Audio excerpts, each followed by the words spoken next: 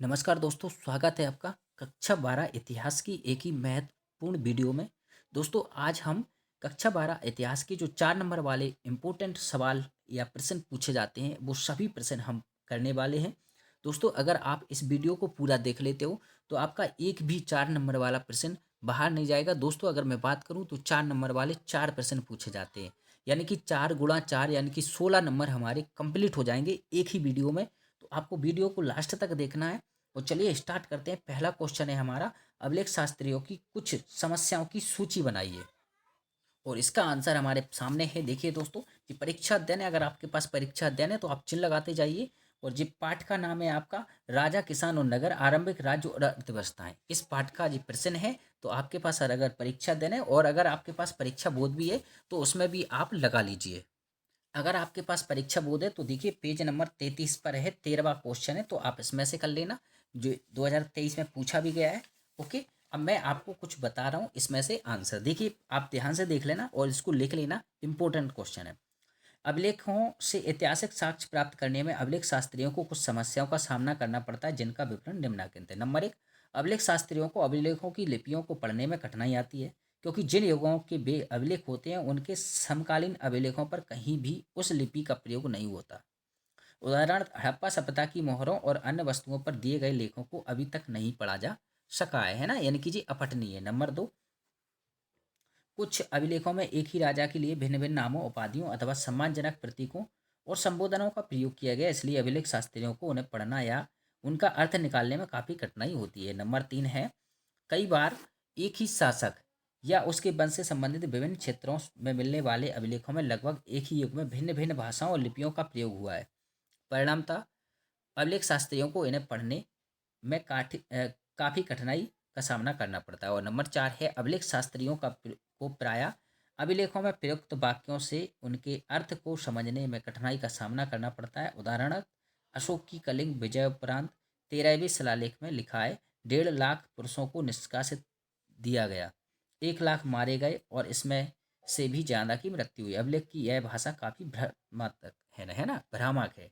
Okay, question number दूसरा है, इतिहास में पुनर्निर्माण में अभिलेखों के महत्व को स्पष्ट कीजिए।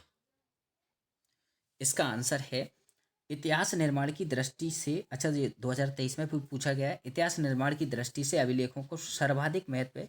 इनमें प्राचीन भारत के सांस्कृतिक, राजनीतिक तथा धार्मिक जीवन की प्रामाणिक जानकारियां प्राप्त होती हैं। विद्वान इतिहासकार प्लेट के शब्दों में, प्राचीन भारत के राजनीतिक इतिहास का ज्ञान हमें केवल अभिलेखों के धैर्यपूर्ण अध्ययन से प्राप्त होता है। वास्तव में अभिलेख तत्कालीन राजनीतिक तथा धार्मिक दशा पर विशेष रूप से प्रकाश डालते हैं तथा राज्य की सीमाओं का निर्धारण, राजाओं के चरित्र एवं व्यक्तित्व के विषय में भी जानकारी उपलब्ध कराते हैं। अभिलेखों की संख्या अत्यधिक है तथा ये देश के विभिन्न भागों में प्राप्त हुए हैं। अधिकांश अभिलेख स्तंभों, शिलाओं तथा गुफाओं पर तो उत्कीर्ण है, परंतु कुछ अभिलेख मूर्तियों तथा ताम्र पत्रों पर भी उत्कीर्ण किए गए हैं। अशोक के अभिलेख प्राय विराट प्रशस्ति लेख तथा हाथी गुम्फा अभिलेख इतिहास दृष्टि से महत्वपूर्ण है। अशोक के अभिलेखों से तत्कालीन धर्म, शासन व्यवस्था तथा समाज विस्तार की जानकारी प्राप्त होती है। हाथी गुम्फा अभिलेख से खारवेल के शासनकाल की घटनाओं का ज्ञान प्राप्त होता है। इसी प्रकार प्रयाग प्रशस्ति लेख से समुद्रगुप्त के व्यक्तित्व तथा उसकी दिग्विजयों की जानकारी प्राप्त होती है। क्वेश्चन नंबर 3 है, सिक्के एवं प्रमुख ऐतिहासिक स्रोत हैं, विवरण दीजिए। सबसे पहले तो आप इसको देख लीजिए, ये 3 तरीके से आ सकता है। इस तरीके से, एक तो ये है, इतिहास के पुनर्निर्माण में सिक्कों अथवा अथवा मुद्राओं के महत्व को स्पष्ट कीजिए। सिक्के एक प्रमुख ऐतिहासिक स्रोत हैं, विवरण दीजिए, 2022 में पूछा गया था। या फिर ये इस तरीके से आ सकता है। तो ये ऐसे ऐसे क्वेश्चन आ सकता है, आप इसको अच्छे से पढ़ लें। फिर इसका आंसर है सिक्के। तो पहला आंसर है, प्राचीन भारत की प्रमाणिक जानकारी कराने में भारतीय मुद्राएं निम्नलिखित कारणों से ऐतिहासिक दृष्टि से महत्वपूर्ण है। नंबर 1, आर्थिक दशा का ज्ञान।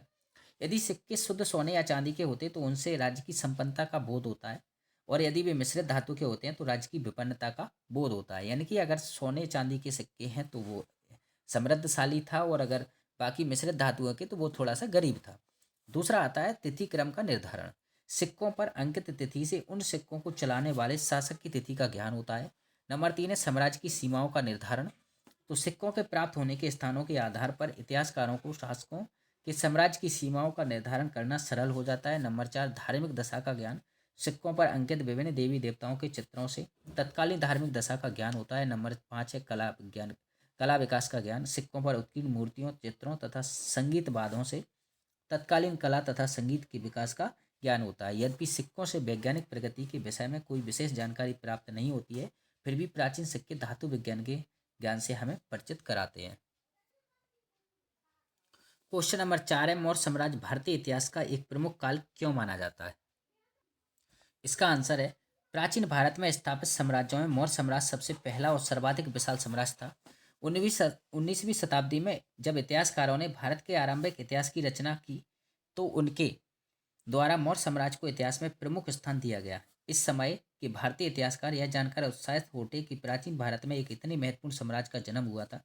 इसी साम्राज्य ने भारत में सर्वप्रथम राजनीतिक एकता स्थापित की थी। इस साम्राज्य के संस्थापक चंद्रगुप्त मौर्य थे, जिनकी गणना भारत के महानतम शासकों में की जाती है। इसी साम्राज्य के प्रजप हितैषी शासक अशोक ने दिग्विजय के स्थान पर धम्म विजय को अपनी शासन नीति का आधार बनाया तथा संतृप्त मानवता को शांति, सद्भाव और प्रेम का पाठ पढ़ाया। मौर्य साम्राज्य के अंतर्गत सम्राट अशोक की शासन नीतियां अत्यंत सराहनीय थी। मानवता के दीर्घकालीन इतिहास में कोई ऐसा उदाहरण नहीं मिलता जिसमें किसी शक्तिशाली राजा ने अपने द्वारा पराजित लोगों से इस बात के लिए क्षमा मांगी हो कि उसने उनके विरुद्ध युद्ध करके उन्हें दुख और कष्ट पहुंचाने का अपराध किया। यही कारण मौर्य साम्राज्य को भारतीय इतिहास का एक गौरवमयी प्रमुख साम्राज्य की संज्ञा प्रदान करते हैं।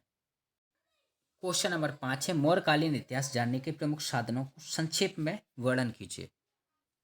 इसका आंसर आपके सामने है, मौर्यकालीन इतिहास जानने के प्रमुख साधनों का संक्षिप्त वर्णन कीजिए। नंबर एक है धार्मिक साहित्य। धार्मिक साहित्य में जैन धर्म तथा बौद्ध धर्म का साहित्य तत्कालीन सामाजिक तथा राजनीतिक दशा पर प्रकाश डालता है। अन्य शब्दों में दीपवंश तथा महावंश मौर्यकालीन सामाजिक तथा राजनीतिक दशा पर विशेष प्रकाश डालती है। नंबर 2, विशाखादत्त का मुद्रा राक्षस। यह संस्कृत साहित्य का प्रसिद्ध नाटक है। इसके अध्ययन से चंद्रगुप्त, कौटिल्य, नंदवंश तथा मगध की क्रांति के विषय में जानकारी मिलती है। दोस्तों जी, वो सारे साक्ष्य हैं जिनकी मदद से हम मौर्यकालीन इतिहास के बारे में जानकारी रखते हैं। नंबर 3 हमारा स्रोत है कौटिल्य का स्रोत। कौटिल्य सम्राट चंद्रगुप्त का मंत्री, परामर्शदाता तथा सहायक था। उसने अर्थशास्त्र नामक ग्रंथ की रचना की थी। इस ग्रंथ में तत्कालीन राजनीति तथा प्रशासनिक सिद्धांतों व न्याय प्रणाली का आदि का उल्लेख है। नंबर 4 है मेगस्थनीज की इंडिका। अब ये मेगस्थनीज कौन है? मेगस्थनीज को सेल्यूकस ने अपना राजदूत बनाकर चंद्रगुप्त मौर्य के दरबार में भेजा था। ये वही सेल्यूकस है जिसको चंद्रगुप्त मौर्य ने हराया था, जिस सिकंदर का सेनापति था। ठीक है, उसके द्वारा लिखित पुस्तक इंडिका मौर्यकालीन शासन व्यवस्था पर व्यापक प्रकाश डालती है।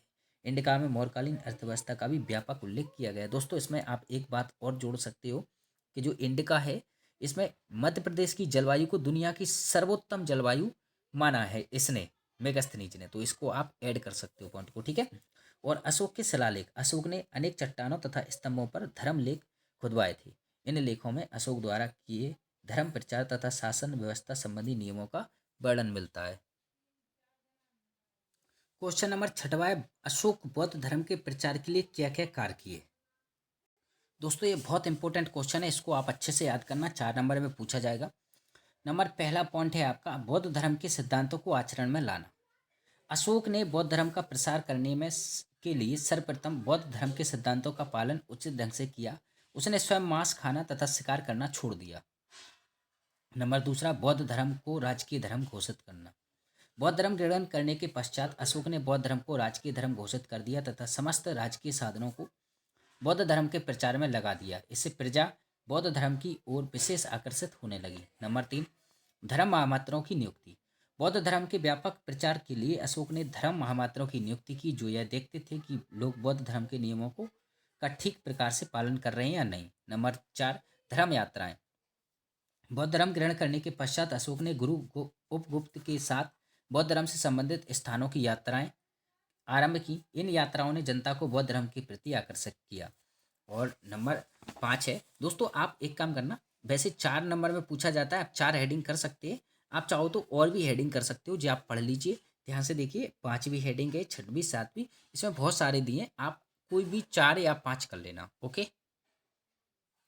क्वेश्चन नंबर 7 है आपका, मौर्य प्रशासन के प्रमुख अभिलक्षणों की चर्चा कीजिए। अशोक के अभिलेखों में इनमें से कौन कौन से तत्वों के प्रमाण मिलते हैं? इसका आंसर है, कौटिल्य के अर्थशास्त्र, मेगस्थनीज की इंडिका, अशोक के अभिलेखों और अनेक यूनानी रचनाओं से मौर्य प्रशासन के अभिलक्षणों के विषय में महत्वपूर्ण जानकारी प्राप्त होती है, जिसका विवरण निम्नलिखित है। नंबर 1, केंद्रीय प्रशासन। और केंद्रीय प्रशासन में क्या होता था? पहले होता था राजा। राजा मौर्य काल में राजतंत्रात्मक शासन व्यवस्था प्रचलित थी, अतः शासन का प्रधान राजा होता था। शासन की संपूर्ण शक्तियां राजा के हाथ में नियत होती थी, लेकिन सर्वोच्च शक्तियों का स्वामी होने पर भी वह स्वेच्छाचारी व निरंकुश नहीं होता था। नंबर 2, मंत्रिपरिषद। राजा को उसके शासन कार्यों में सहायता देने के लिए एक मंत्रिपरिषद होती थी। मंत्रिपरिषद के परामर्श को मानने के लिए राजा किसी भी प्रकार से बाध्य नहीं था, परंतु फिर भी वह उनका उपयोगी परामर्श मानता था। मंत्रिपरिषद के सदस्यों को राजा ही नियुक्त करता था। मंत्रिपरिषद के सदस्य विश्वासपात, ईमानदार एवं कर्तव्यपरायण व्यक्ति होते थे। और नेक्स्ट है इसका विभागीय व्यवस्था। राजा मंत्रिपरिषद द्वारा निर्धारित नीतियों को कार्यान्वित करने का मुख्य कार्य नौकरशाही द्वारा किया जाता था। कार्य मौर्य काल में प्रशासन की सुविधा के लिए 18 शीर्षस्थ अधिकारियों की व्यवस्था की गई थी, जिन्हें तीर्थ कहा जाता था। तीर्थों को अमात्य के नाम से भी पुकारा जाता था। इन शीर्षस्थ अधिकारियों के नीचे नियुक्त तथा उपयुक्त नामक द्वितीय श्रेणी के पदाधिकारी होते थे, जिन्हें अध्यक्ष कहा जाता था। केंद्रीय विभागीय व्यवस्था के अंतर्गत नियुक्त इन अधिकारियों को सामान्यतः मुद्राओं में वेतन दिया जाता था। और नंबर नेक्स्ट है प्रांतीय प्रशासन। तो मौर्य जी प्रांतीय प्रशासन इस तरीके से कि देखिए मौर्य साम्राज्य अत्यंत विशाल था और इतने बड़े साम्राज्य का प्रबंध सुचारू रूप से केंद्र से नहीं हो सकता था, अतः मौर्य शासकों ने प्रशासनिक सुविधाओं को ध्यान में रखते हुए अपने साम्राज्य को 6 प्रांतों में बांट दिया था। आप इतना सा याद कर लेना इसको, है ना, ज्यादा बड़ा है। अच्छा, यहाँ से इन प्रांतों को चक्र कहा जाता था, यहाँ तक आप कर सकते हो, चक्र कहा जाता था, ठीक है, क्योंकि इतना बड़ा लिखने की जरूरत नहीं है। नेक्स्ट है आपका ग्राम प्रशासन। तो दोस्तों इसका प्रशासन ग्रामों में भी बटा था। नगर प्रशासन, नगर और न्याय प्रशासन और राजस्व प्रशासन आदि। आप इनमें से कोई भी 4 हेडिंग याद कर लीजिए, आपका काम हो जाएगा। अगला क्वेश्चन है भक्ति आंदोलन का सामाजिक जीवन पर क्या प्रभाव पड़ा। क्वेश्चन नंबर 8 है, इसका आंसर देखिए। क्वेश्चन नंबर 8 का आंसर है हिंदुओं में आशा तथा साहस का संचार। भक्ति आंदोलन से हिंदुओं में आत्मबल का संचार हुआ, जिसका परिणाम स्वरूप हिंदुओं की निराशा दूर हुई और हिंदू अपनी सभ्यता व संस्कृति को बचाने में सफल रहे। दोस्तों उस टाइम क्या है कि देखिए भक्ति आंदोलन कब चला? मध्यकाल में। और मध्यकाल में किसका शासन था? मुगलों का शासन था। तो मुगलों के अत्याचारों से हिंदू निराश हो चुके थे, लेकिन जैसे ही भक्ति आंदोलन हुआ तो उनके अंदर एक साहस की जागृति हुई और उन्होंने अपने संस्कृति और सभ्यता की रक्षा की। ठीक है। दूसरा, मुसलमानों के अत्याचारों में कमी।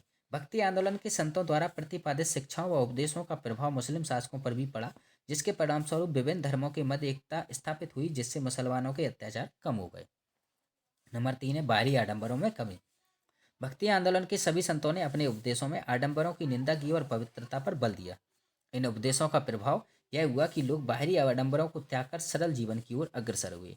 नंबर 4, वर्गीयता तथा संकीर्णता पर आघात। भक्ति आंदोलन के संतों ने ऊंच नीच, छूत अछूत आदि का भेदभाव दूर करने का प्रयत्न किया, जिसके परिणाम स्वरूप समाज में व्याप्त वर्गीयता और संकीर्णता को आघात लगा। नंबर 5, सामाजिक सद्भावना का विकास। भक्ति आंदोलन के संतों द्वारा प्रवाहित प्रेममयी वाणी से समाज में सौम्यता, सौजन्यता और सद्भावना का विकास हुआ। और नंबर 6, आत्मगौरव एवं राष्ट्र भावना का प्रादुर्भाव। तो भक्ति आंदोलन के संतों की ओजस्वी वाणी ने मनुष्य में आत्मगौरव एवं राष्ट्र भावना का संचार किया, जिसके परिणाम स्वरूप कालांतर में महाराष्ट्र, पंजाब आदि में राष्ट्रीय आंदोलन का प्रादुर्भाव हुआ। क्वेश्चन नंबर 9 है लिंगायत खोंते जाति प्रथा के विशेष संबंध में सामाजिक और धार्मिक क्षेत्र में उनके योगदान की व्याख्या कीजिए। इसका आंसर है आपके सामने, कर्नाटक की वीर शैव परंपरा का वर्णन कीजिए। देखिए इस तरीके से भी पूछा जा सकता है और इस तरीके से भी पूछा जा सकता है। तो और जो 2023 में पूछा गया है, वीर शैव भी लिंगायत समुदाय को कहा जाता है, तो इसको ध्यान से देखना। कर्नाटक में 12वीं शताब्दी में एक नवीन आंदोलन का सूत्रपात हुआ, जिसे वीर शैव परंपरा के नाम से जाना जाता है। इस नवीन आंदोलन का नेतृत्व बासवन्ना 1106 से 68 ईस्वी नामक ब्राह्मण ने किया था। बासवन्ना कलचुरी राजा के दरबार में एक मंत्री थे। इनके अनुयायी वीर शैव अर्थात शिव के वीर और लिंगायत अर्थात लिंग धारण करने वाले के नाम से जाने गए। वर्तमान में भी कर्नाटक में वीर शैव परंपरा काफी लोकप्रिय परंपरा है और इस परंपरा को मानने वाले लिंगायत समुदाय से का इस क्षेत्र में विशेष महत्व है। इस समुदाय के मतावलंबी शिव को अपना आराध्य देव मानते हैं और वे शिव की उपासना लिंग के रूप में करते हैं। लिंगायतों का यह विश्वास है कि मृत्यु के बाद उनका पुनर्जन्म नहीं होगा और वे अपने आराध्य देव शिव में लीन हो जाएंगे। वीर शैव परंपरा के मतावलंबी अपने मृतकों को विधि पूर्वक दफनाते हैं। वे धर्मशास्त्र में निहित श्राद्ध संस्कार का पालन नहीं करते। लिंगायत लोग धर्म से जुड़े आडंबरों और निरर्थक रीति रिवाजों का विरोध करते हैं। उनका मानना है कि ईश्वर को अनुष्ठानों से नहीं अपितु यथार्थ भक्ति भाव से प्राप्त किया जा सकता है। वीरशैव परंपरा के मतावलंबी जन्म आधारित जाति व्यवस्था को स्वीकार नहीं करते हैं।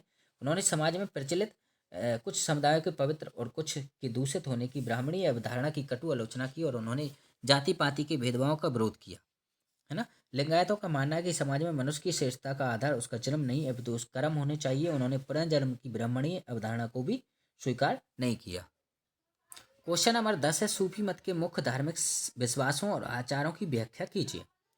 उसका आंसर देखिए, इसका आंसर है सूफी मत। सूफी मत मुस्लिम विचारकों का एक धार्मिक संगठन है जो जनसाधारण को भौतिक जीवन से दूर रहकर सरल और संयमित जीवन व्यतीत करने पर बल देता है। सूफी मतावलंबियों के जीवन की मुख्य उद्देश्य परोपकार, दीन दुखियों की सेवा करना था। इस मत का उदय इस्लाम के रहस्यवाद से होना स्वीकार किया जाता है। विद्वानों ने सूफी मत के विभिन्न अर्थ बताए।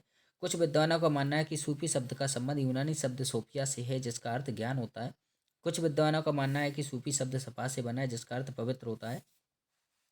इसी प्रकार कुछ विद्वानों का मानना है कि मोहम्मद साहब के समय मदीने की मस्जिद के सम्मुख चबूतरे पर साधना करने वाले लोग सूफी संत कहलाए, है ना। तो चिश्ती सिलसिला क्या है, तो चिश्ती सिलसिला यानी कि चिश्ती संप्रदाय क्या है, तो ये आपके सामने दे रखा है। चिश्ती सिलसिला के मूल प्रवर्तक ख्वाजा अबू अब्दुल्ला थे। अबुल फजल के ग्रंथ आइन या करवरी के अनुसार भारत में चिश्ती सिलसिले की स्थापना शेख मोइनुद्दीन चिश्ती ने की थी। इनका जन्म ईरान के सिस्तान नगर में हुआ था। इनके पिता सैयद गयासुद्दीन एक धार्मिक स्वभाव के व्यक्ति थे। इनके गुरु ख्वाजा उस्मान हारूनी थे। अपने गुरु के आदेश पर ये लाहौर आए और अंत में अजमेर में स्थायी रूप से रहने लगे। अजमेर में ही शेख मोइनुद्दीन चिश्ती ने अपना शेष जीवन व्यतीत किया। शेख मोइनुद्दीन चिश्ती ने हिंदुओं के प्रति उदार दृष्टिकोण अपनाया। उन्होंने दूर हिंदू दर्शन के अद्वैतवादी सिद्धांत में आस्था थी, है ना। इसलिए उन्होंने सर्वव्यापी एकेश्वरवाद का सर्वत्र प्रचार किया। मानवता की सेवा को वह ख्वाजा ने अपने वह सर्वोच्च भक्ति मानते थे। डॉक्टर आशीर्वादी लाल श्रीवास्तव ने उनकी प्रशंसा करते हुए लिखा है कि ख्वाजा ने अपने धर्म प्रचार के कार्य में जो कठिनाइयाँ उठाई उनके लिए वे प्रशंसा के पात्र हैं। साथ ही हिंदुओं का एक विदेशी के प्रति मैत्रीपूर्ण व्यवहार भी कम प्रशंसनीय नहीं है। उनकी मृत्यु 1234 ईस्वी में अजमेर में हुई, जहाँ उनकी मजार पर आज भी हिंदू और मुसलमान दोनों समान रूप से अपनी श्रद्धांजलि अर्पित करने के लिए जाते हैं। उनके निधन के पश्चात उनके प्रचार कार्य को उनके शिष्यों ने आगे बढ़ाया। तो दोस्तों ये हमारे कुछ 10 इंपॉर्टेंट 4-4 नंबर वाले महत्वपूर्ण क्वेश्चन हुए। अगले 10 क्वेश्चन यानी कि टोटल 20 क्वेश्चन है जो 4-4 नंबर के हैं और इन 20 में से आपका एक भी क्वेश्चन बाहर नहीं जाएगा, इतना मैं आपसे कह सकता हूँ। बड़ी, है ना। और आप इसको बढ़िया से अच्छे से याद कर लीजिए। नेक्स्ट वीडियो आपको जल्दी ही मिल जाएगी। जब तक आप पढ़ते रहिए, मस्त रहिए। और दोस्तों हाँ, वीडियो को लाइक कर देना, चैनल को सब्सक्राइब कर लीजिए और अपने दोस्तों को भी शेयर कर दीजिए। धन्यवाद।